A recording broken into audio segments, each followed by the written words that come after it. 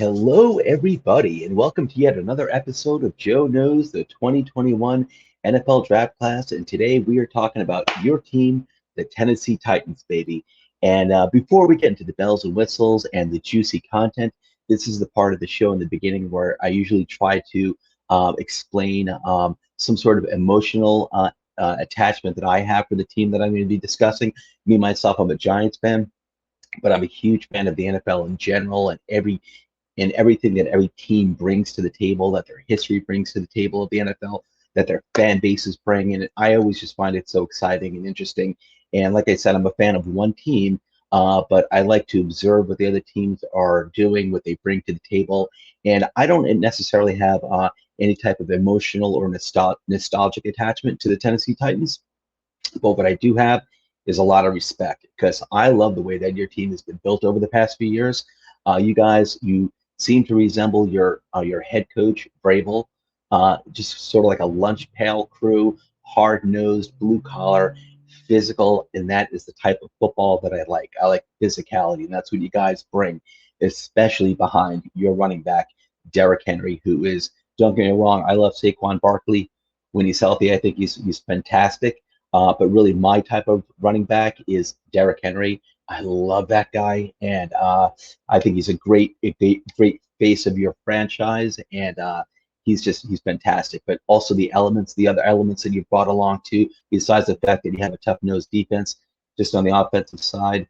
I love AJ Brown. That guy is one of my favorites, and I think when he is healthy, he is a true, legitimate number one wide receiver, and has the potential to be an elite number one wide receiver. So I love that guy too, and I loved what he did with Tannehill. I love that you can take a quarterback out of a bad situation who everyone was down on, and you turn him into a good quarterback. You put him in a good situation where he's got an offensive line, where he's got a running game, where he's got wide receivers, and he's thriving. I absolutely love that. Now you're seeing other teams, taking a shot on these first round quarterbacks who flamed out where they originally were, such as like Sam Darnold as just one example. There are quite a few others, and you're going to see that more and more over the next few years. First round quarterbacks who don't thrive in their initial situation being picked up by another team and given another shot. And Ryan Tannehill is the blueprint for that. And I love seeing that guy succeed. He's such a perfect quarterback for your team, and you guys are just rolling. And I love that. And I appreciate it.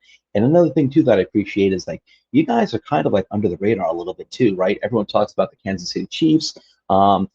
People talk about Lamar Jackson and the Ravens, and rightfully so with these teams. I mean, these are great players, well coached. These teams are built for sustained success, and they're always coming at you. They're well-run organizations. So nothing against those teams at all, but I feel like Tennessee kind of is like under the radar. Kind of people talk. They don't talk about them enough, in my opinion. It got a little dark. Let me put the light on over here. All right, a little better. So this is like reality TV. Once we start recording, we don't stop. But you guys are under the radar, and that's not deserved. You guys, I think, are one of the upper echelon teams. And all I know is that if I'm a team going to the playoffs, you are a team that I don't want to face, especially after what you did to the Ravens 2 years ago. Which of Ravens, I they're not my team, but I kind of root for them a lot of times in the playoffs. I just like their physicality too. And in the 2019 playoffs, you guys absolutely dismantled them, and that was just surprising. Not that so much that you won, but you dismantled them. I mean, you handled them from top to bottom, from beginning to end. It was a sight to behold, and that is when you kind of came on my radar as a team to really consistently look out for. And I like everything that you've done. You've got a hard-nosed team, and I'm rooting for you guys. When you're not playing my Giants, that is, which obviously isn't often. Anyway, let's get to the bells and whistles, and let's get to our juicy content. Is you guys did a lot of good things in your draft, and I'm really looking forward to talking about it. Okay, so first of all, where can you find the show? You can find us on Apple Podcasts, YouTube, Podbean, Spotify, and Facebook, where we have two pages, Toilets to Titles, as well as When a Family Breaks, which is really a page of ours on Facebook that's dedicated to the trading of sports memorabilia, but we also have our shows up there as well. But check it out, a lot of good stuff on the memorabilia side. Please don't forget to hit that like and subscribe button. Get our metrics up. We really appreciate it. We're growing the show a lot, and we just want to continue to grow it and just put out more great content for you guys, for the fans of the NFL and the fantasy side. We are a we're a draft fantasy football centric show podcast, and we are also now spreading out more into NFL content, and that's where I'm one of the guys coming in on that side there. Um, don't forget to give us that 5-star Apple review. If you can, you have the time, really appreciate it if you just take like 30 seconds to go over there, give us a positive 5-star review on Apple. That helps our metrics as well. You know, all positive metrics help us, even negative metrics actually, but the positive metrics we like even more. And you can go to patreon.com/toilets to titles to see how you can further support the show. We appreciate everything and anything that you're willing to give us. Thank you so much. So on to the content. The Tennessee Titans, your draft class in 2021. I'm a fan of it. You guys, you had a total of 8 picks, including 6 in the first 4 rounds. That's really where any team makes their, where they get their best picks in the first 4 rounds. Obviously, you had 2 third round picks, 2 fourth round picks, and 2 sixth round picks. And then you had a pick in, I think, every single round, I believe, except for the 5th round, I think. We'll get to that. But the theme that I noticed with your draft was that it seemed to be mostly focused on defense.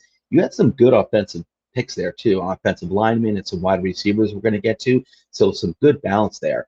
And I love your tackle. We'll get to him in a little bit. But the theme to me was defense. 5 out of your 8 picks were on the defensive side of the ball, and especially in the secondary. That's where your main focus seemed to be. Like I said, I'm a Giants fan, so I don't know everything about the Titans roster or weaknesses that they have. But obviously, your draft class indicates to me that you needed to shore up your secondary more. And if you did, you sure did do it, because I like the picks that you got a lot. And we're going to start with them. Your first pick, Caleb Farley, cornerback out of Virginia Tech, 22nd pick overall in the first round. This guy, I think we all know. This was a talented cornerback class. I like it a lot. There was a lot to like with J.C. Horn, Patrick Surtain, but there was also Caleb Farley. And I think it's, maybe I'm wrong about this, maybe I'm stretching a little bit, but I think it's not universal, but I think most people, including myself, if you took a poll, would say that if injuries aside, the most talented cornerback who came out of this draft is Caleb Farley. He's got the highest ceiling. I think J.C. Horn is a heck of an athlete. He's a great cornerback, and I thought he was fair to him to go at, I think, the number 8 pick overall. I think he went, and I believe it was Carolina that picked him up, and I think that was totally fair value. He deserved to go there. He's a good prospect, and then and he's got a high ceiling. Patrick Surtain has a high ceiling, maybe not as high as J.C. Horn's, but he also probably has the lowest. He'll probably also has the highest floor out of the big 3 cornerbacks in this draft. Caleb Farley, in my opinion, injuries aside, this guy, and he had a lot of concerning injuries in college, and that's why I think he dropped to number 22, which is going to benefit you guys if he can stay healthy, because this guy's talent is off the friggin' charts. This guy will be, if he's healthy, this guy will be an island. You will lock him down on any other team's number 1 wide receiver, and he's going to take care of business. So I love this. The 22nd pick, I thought this was really good fair value for Caleb Farley. And the only reason why he dropped down this far, the only reason was because of his history of injuries. But I think he got a heck of a steal if he can stay healthy. I'm so intrigued to see what Caleb Farley can do down the road. I love the pick. Okay, second round pick, 21st pick in the second round. You took Dylan Radins, offensive tackle, North Dakota State. I love this guy. As a Giants fan, we always need help on the offensive line. It's still an ongoing thing. We're rolling with like 5 very young guys, which I'm kind of happy we're doing, but I would have liked to add competition. And Dylan Radins is one of the guys that I would have been happy to take in the second round. And you guys got him. This guy can play left tackle. He can play right tackle. He's one of those guys, of course, one of those tackles that projects to playing probably better as a guard in the NFL. It seems like they all do. It seems like no one's meant to play tackle in the NFL, for goodness sake. But Dylan Radins, I think he can do either left tackle, right tackle, or he'll be an absolute stud at guard. I think this guy, he's a versatile mauler. This guy is a mauler. But he's not just a road grader either. He's not just a physical mauler. He's good at protecting the quarterback too. And the only thing that would get me a little worried would be anyone coming from a school like North Dakota State is just, the talent that they're going up. It's not like it's an SEC. It's not like they're an SEC team going up against top talent all the time. But, playing at a smaller school also gives them a chance to stand out better, because that they're not relying on this 5-star recruit talent next to them or behind them or in front of them. Like these guys really have to dominate the competition, and that's what Dylan Radins does. That's what he did in North Carolina. I'm sorry, in North Dakota. And I love this pick. Fair value, second round. I would have loved this guy in the Giants. You guys got him. He's physical. When I think the Tennessee Titans these days, I think physical. I think he's a great fit, and I think he gives you a lot of versatility on the line. Monty Rice. Now here's a guy who I had my eye on for the Giants in like the third or fourth round, and here you took him with the 29th pick in the third round. I like this guy a lot. He's coming out of Georgia. Again, like I said on my other videos, Georgia pumps out defensive talent every single draft now for like the past 5 years under Kirby Smart. He knows what he's doing. They know how to develop, coach, and develop defensive talent down there, and that's why every draft class now you're seeing like 10 guys at least coming out of Georgia on the at least on the defensive side of the ball alone. And you got a linebacker who I like a lot. Now this guy's not a guy who's necessarily going to be a Pro Bowler one day, but I think he can develop into being a starter, a three-down starter. That is not just he's kind of projected to be like a first and second down linebacker. I think this guy he can be a three-down starter down the road, not right now, but down the road. He's 6 foot, 233 pounds, maybe a little light on the linebacker side. But I think that's okay. This guy's got a nose for the ball. He was a leader at Georgia. That means a lot to me because this is kind of like a defensive oriented program. They have their offensive talent too. But for me, the person that comes to mind with Georgia Bulldogs is defense. They pump out that talent. This guy is a leader on that defense. That means a lot to me. He is instinctive. He's got a nose for the football, as I say down here on the blue bar. He plays the run. That's what he's known for. But he can also play the pass. It's something that in his game that he needs to develop, but he's not incompetent at it. And that's why I think this guy can really legitimately become a starter. I don't know if he's going to be a Pro Bowler, but not every player has to be a Pro Bowler. I think he could be a solid starter that you're rolling out there 3 downs eventually. And if not, even if it's the first 2 downs, that's good. This is a third round pick. It's not a first round pick or a second round pick where that's where the real value is. You got a solid, good third round pick here. I like Monty Rice. And like I said, I think he's got serious potential to eventually be a 3-down linebacker. I like him a lot. I would have liked him on the Giants. Well done, Tennessee Titans. Okay, Elijah. Oh, I misspelled it here. Let me correct this here. Elijah Molden. I'm sorry. I apologize. I'm embarrassed. Oh, there we go. Elijah Molden. There we go. Much better. Cornerback out of Washington. 37th pick in your third round. So this is your second third round pick. It was compensatory. Now you look at his height, 5'9". He's actually 5'9.5" apparently. 192 pounds. The weight's pretty good.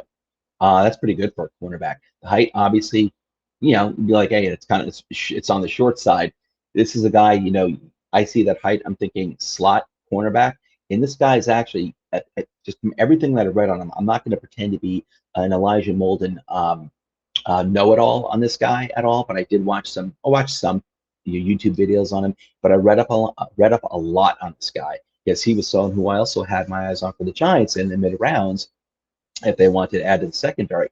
And this guy is not just is he instinctive, he's a student of the game. This is the type of guy that's always studying game tape, who is always asking others who are more experienced than him on how to improve his game. This guy does everything to try to improve his game to be a complete player. I love that. And he's got good and tangible traits. He doesn't have the height, but he's got decent weight and he's got good build. And this guy's got quick feet and reaction time. Yes, he's not the fastest. He's not slow, but he's not fast either. But with his quick feet, his reaction time and his ability to diagnose what's going on any given play very, very quickly lets him get to a position to make an impact quickly on the field. And that is key. And this guy is also, he's versatile in that not only can he play the slot, I believe, obviously he can play the outside boundaries as well, but given his height, that's probably not the most ideal thing. He can also play some safety too. So even if he doesn't want, I think he's going to be a starter somewhere where it's going to be either your starting slot or I don't think starting safety, but I think he can be a starting slot and also be a versatile player that he can also play some slot as play some safety as well. So I think you might have a slot safety guy who can also give you help on the boundaries if need be. I love this pick in the third round. This is a great pick, and this is a deep cornerback draft. And you got this guy at the back end of the third round. I like this a lot, and that's kind of where you should have went. He kind of actually went in the back end of the second round, and you got him in the back end of the third round. And I think you got a heck of a player, guys. I think you got a. I think with Elijah Molden, I think you got a future leader in your secondary. I think he's going to be key for you in within a few years. Des Fitzpatrick, moving on to your first pick in the fourth round, number 4 overall in the fourth round. Des Fitzpatrick. This is a guy I was hearing his name a little bit more leading up to the draft. I read up on him a little bit, and just to get some flavor for this guy. 6'2", 208 pounds. This guy is a big physical receiver. He actually has pretty good speed. He's not slow by any means, but this is a guy who's physical, who can match up against safeties, against quarterbacks, against whoever, and he can box him out, and he can go for those contested catches. You got a nice pick here in the fourth round to add to your already intimidating wide receiver core. Okay, so but this was nice. This is a guy who's going to take a little time to develop, but his last 2 years at Louisville, he averaged 19.4 yards per catch last year, and then 18.1 yards per catch the year before that. That is friggin' impressive. So you get this guy downfield, you throw the ball up. Like I said, he's not slow, but he's not a blazer. But you put it in his vicinity, there's a chance he's going to come. A legitimate chance he's going to come down with the ball. He's got good hands. This was nice value in the fourth round. I liked it a lot, man. You guys really, I love your draft. I really do. Rashad Weaver, defensive end, hit. You took him. He was your second fourth round pick, 37th overall pick in the fourth round. I think he was compensatory, but if not, whatever, doesn't matter. He is one of the most interesting cases in this draft. This is the guy who could potentially be a stud down the road. This could be a real steal of the draft. And I guess you could say anyone potentially could wind up being a stud down the road, even like a 7th round pick or an undrafted free agent. But I'm talking realistic possibility. This guy could be an absolute steal. This could be a star for your defense down the road. This guy is 6'4", 259 pounds. This guy was a sack machine at Pitt with his Batman and Robin combination of Patrick Jones. Last year he had 7.5 sacks alone, Rashad Weaver, and that's good production. Before that, I think the year before that, I think he had more sacks. I don't remember, but it's not all about the sacks either. It's also getting pressure on the quarterback. Him and Patrick Jones were like one of the most deadly tandems in football last year and the year before that in all of NCAA football. This guy he had a whole bunch of, this guy was like all about forced fumbles. But the thing is that he was limited by injuries too. So, as a concern, I think when a player has a history, a track record of getting injured in college, it does carry over to the NFL. Unfortunately, it's not going to get less physical. And some guys are just more prone to injuries than others. But this guy for the back end of the fourth round, heck, I mean, this is awesome value. The potential with this guy is I'm not going to say it's off the charts, but this guy is potentially, in a few years, if he pans out the way he possibly could, that he realistically could, we might be looking back at like a redraft like 3 years from now and be like, hey, Rashad Weaver, back end of the first round pick. Like he could be worth that. This legitimately could be worth that. So well done, Tennessee, with the back end of the fourth round pick that you had here. And then moving on to the first pick that you had in the 6th round, the 21 overall in the 6th round, Racey McMath, wide receiver, LSU. This is definitely one of those guys who I didn't know anything about before I came in to do the review of the Tennessee Titans draft class before I did this video. For like 3 or 4 months leading up to each draft, before this draft, like, starting in like late December, January, February, starting at that time, I was reading up a lot on as many players as I possibly could. So I became familiar with a lot of the players coming out in this year's draft. And that's why I wanted to do this entire series of Joe Knows the 2021 NFL draft class. I figure, why let all this great accumulated knowledge just go out the window? No, I'm going to give what I know to you, the great viewers and fans of each team. And Racey McMath is definitely a player I have to admit I was not familiar with. But when I saw that he was from LSU, I'm like, okay, I am okay with that, because wide receivers out of LSU, they're an automatic hit, or you know what, you can't go wrong in taking him in the late rounds, because that team, that organization, that program knows how to develop wide receivers. Just like Notre Dame and Iowa and Wisconsin know how to develop offensive linemen. LSU is basically wide receiver university these days, for for a long time now. So Racy McMath, I love these intangibles. 6'2", 211 pounds. That is a big wide receiver, and he's big and fast. With apparently, from what I read, and it was a few sources I was trying to confirm that it was the same story in this guy. He's got good body control and good focus for contested catches, and these are all things. It's his ability for the contested catches, body control, his height, his weight. These are all things, intangible traits that you can't give someone. This is something you just have, and it's really, these aren't things you're going to learn. Like you can learn to run routes, okay? Like Tyreek Hill, when he came out of college, he was known as a burner, but not a route runner. He became a very polished route runner, and we all know about Tyreek Hill these days because he is the complete package. Racy McMath is really interesting for a 6th-round pick. I think it's great value. Again, he gives you those intangibles that you can work with and maybe turn him into a more complete player. So 6th round, I thought this is awesome because it comes from LSU, which almost gives him like a 50-50 chance alone to make it as like your number 4, number 5, or number 5 receiver down the road. But you have a lot to work with, and I like that.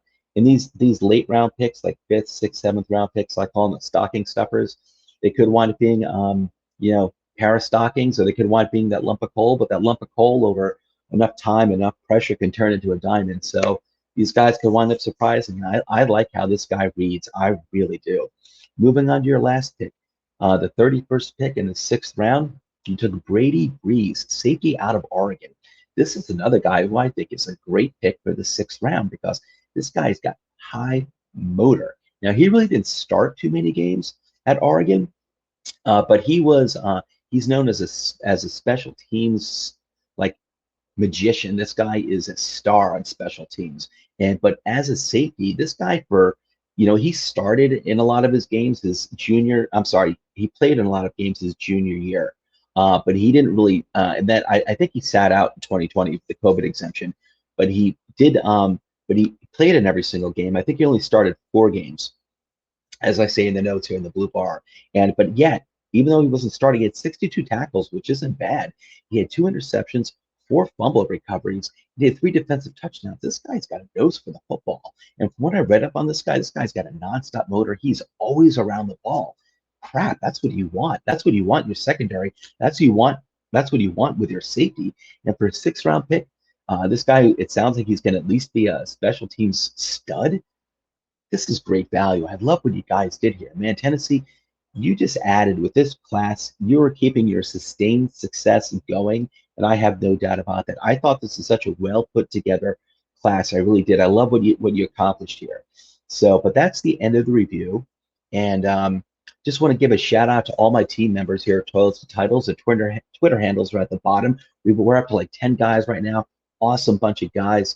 And we all bring something different to the table. Well, whether it's our love and passion for the NFL and our love and passion for fantasy football, especially on the dynasty side. Dynasty is our specialty. Follow these guys that they put out a lot of great dynasty content.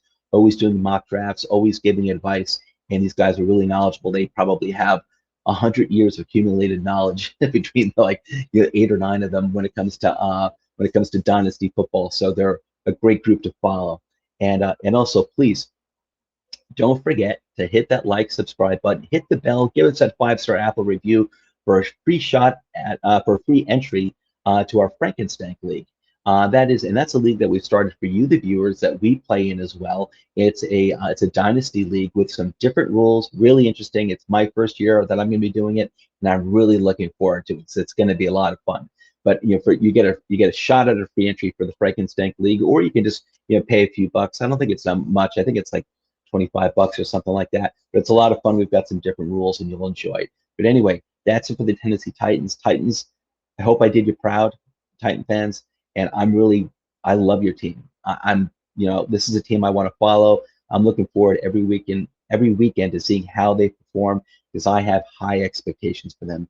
And regarding your draft class in 2021, I thought you did your organization very, very well. Anyway, I'm out of here. Peace to all. I love you all. And I'll see you tomorrow with the next episode of Joe Knows the 2021 NFL Draft Class.